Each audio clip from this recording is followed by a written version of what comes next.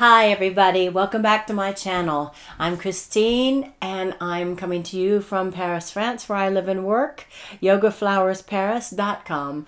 Today, instead of a yoga tutorial, I'm going to be bringing you something a little bit special. An interview that I'm going to be conducting with Carrie Owerko, a senior Iyengar teacher from New York City who happens to be in Paris for the weekend for a 3-day workshop. And I grabbed her and pulled her into my apartment so I could ask her a few questions. So let's see what she has to say.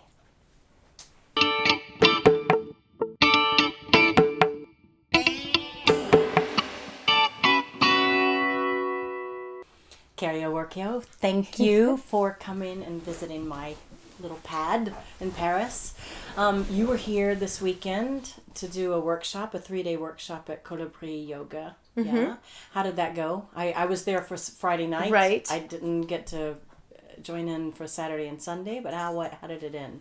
I had a fantastic time, and I think that the students seemed to enjoy it as well. Yeah, we had a really, it was one of those workshops where, well, for me, when I teach in different spaces, and there are a few people I know, but for the most part, they were new faces, new bodies, and I like that. I love that. It's, you wake up to what's in front of you, mm-hmm. and it was kind of like the weekend. It was a journey, and I loved how the students were just willing to.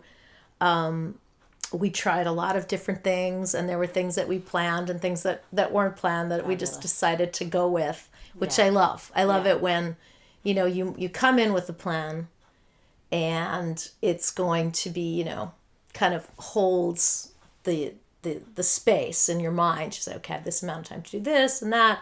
And then the students they present themselves, and then you realize, okay, this will be better even though it's not what I planned. And how can I weave these things, go with what's in front of me? Because that's always what's most mm-hmm. important.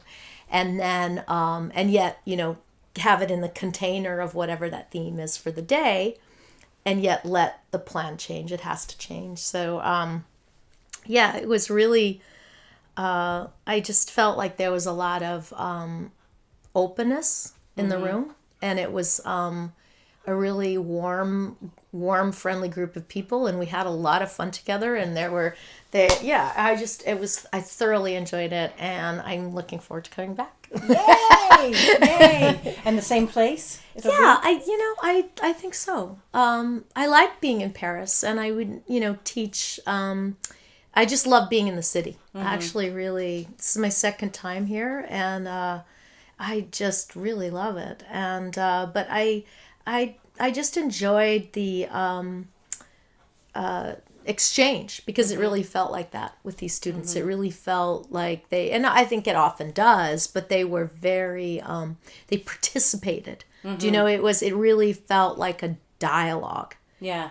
Through the body, in the movement, in the investigation, and they were really, and there were some language challenges. I don't speak French, but it was, and yet there are ways to communicate. That's the thing. It's like, if the intention is to communicate and have a back and forth communication, you can find a way. Right. Right. And the thing that I observed on the first module Friday night, which made me smile, and I'm so into people that dive into that kind of thing, is the improvisation aspect that you seem to dig. I love improv. And this must come from, maybe mm-hmm. it does, maybe it doesn't, your dancing career, because you were a dancer before you were a yogi, yeah? And a dancer and an actress. Yeah, movement theater was what I did, and then I studied movement analysis. That came later, but when I worked in the theater, particularly, I think the one of the most rewarding experiences I had was with a company in New York that it was movement theater. It was improvisationally based. So we worked with text. We worked with Shakespeare and Chekhov and Brecht, and a lot of different kind of classic texts. We also created our own pieces. Mm-hmm. Well, even when we worked with the classic text, we were creating our own pieces. So we had the Uncle Vanya show, Uh-huh. But and it involved music, it involved singing, it involved very interesting dance. We had an amazing choreographer who's gone on to do a really great work. This choreographer, but it was an interesting company. We and the work was really based on the theater games and improvisation of Viola Spolin, who's, I don't know if you're familiar with her work, story theater. It really was the beginning of Second City in Chicago, this type of improvisational theater, which didn't really, the beginning, it wasn't about creating theater pieces. Viola Spolin was working with immigrants and it basically helping people assimilate. But she used these techniques, but they just happen to make it's like magic, you know. It really is. And people are able to learn and they're able to grow and they're able to take risks because they have a point of concentration. You know, let's say in the improv you're able to let go of some of that part of yourself that's constantly editing and stopping you, you know, from taking action. Really, action. It's like action to connect, action to communicate, action to create. So that was we developed our pieces through improvisation. We taught it in the schools and in the prisons, and the movement improvisation has similar tenets. So you have kind of rules that guide the improvisation. And they're really great things to use in life, and certainly in yoga, I feel too. Yeah. And I loved dance and theater improv because it is, it's, you know, you're not in control of this thing. It's the energy, what's happening between the people is what's leading the dance. Do you know? Absolutely. You're sharing the dance. You just have to go with it, you know, and so it's thrilling. You're on the edge. You have to wait. You're on. Yes, you are. You're on this precipice. It is total awake state. Absolutely, and there's a relaxation in it too, because the part of you that would be tense and need to control things has a focus. You can't, like, you know, that part of our personality just has to, you know, there's a point of concentration which occupies the part of your brain that would be censoring things. Exactly, yeah. And then some things, interesting things happen. What a place to be. Interesting, magical, amazing things happen. And I feel that that's, you know, in a classroom situation, that it brings things to life. It brings things to life because you're really allowing the subject and the the teacher, the student, the subject, body mind connection, you know, whatever it is you're focusing on, and that kind of takes over. It takes the lead, and it's always going to be different because everything's always different. And the students are, you know, they come in and that's who's there, and you have to go with that. Right. You know, that is what I really love, you know, rather than having this thing that you're going to teach and it's always that and doesn't matter who's in front of you, you know? Yeah. Now so you brought the improvisational factors into the yoga, but okay, once you were in yoga, just on a philosophical level. Yes.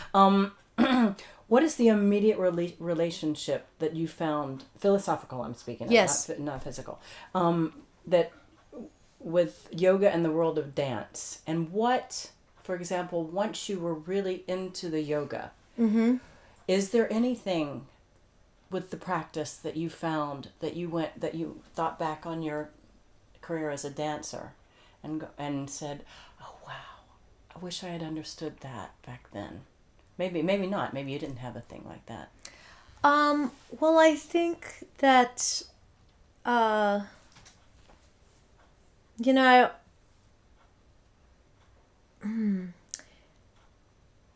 I think that in dance, in theater, and in any art form, music, painting, writing, and in yoga, you are attempting to connect to and communicate from the core of your being. And that is what I loved about dance, what I loved about theater, and what I love when I write, and I know I'm writing from a really honest place. It feels like that. It feels like that. And I think yoga, because we're asking ourselves, what is this? What is this and what is this? That you're always asking yourself that question. Mm-hmm. It's not like there's an answer, Yeah. But the question just is what's leading, and so that keeps asking that question takes me anyway to interesting places that I feel are not only deep inside of me, but also help connect me to other people and to what matters in life. Like, why bother, Yeah. And what do I want? What do I really care about? Like, at the end of my life, what am I going to remember? What's meaningful? And that I think is that for me is the big connection. That's the big connection. And also being, like, there's the aesthetic aspect, and there is an aesthetic aspect in yoga. I don't have a problem with it. I think it's an art. I love it. But I also find that some of the things that we think are, maybe universal, like movement principles, are actually not, that they're aesthetic values at the system. Mm-hmm. And that's not true for people in another system, and it's and that there are a lot of assumptions that we make. Mm-hmm. I certainly have, and I've had those assumptions questioned, and I've had to reevaluate things, and I feel like there's that it really, so much of what we do depends upon the person in front of us and what's happening in that body. And for the most part, I think we're, as teachers, attempting to facilitate the connection within that organism. It doesn't really, our opinion isn't really the point, Yeah. So, and what ends up evolving and emerging, in terms of the health benefit or the aesthetic component, because, the poses have that. Mm-hmm. The asana does, There's a shape, there's form, there's a, why is the arm straight? Why is it bent? Like, they're just interesting questions. And that, that's what we want the student to be diving into and experiencing in themselves. So they know, is it important for me to have an absolutely straight knee here? Or am I losing a connection between the ground and my hip? You know what I mean? If I have that, like, is that straight really straight, or is it over straight?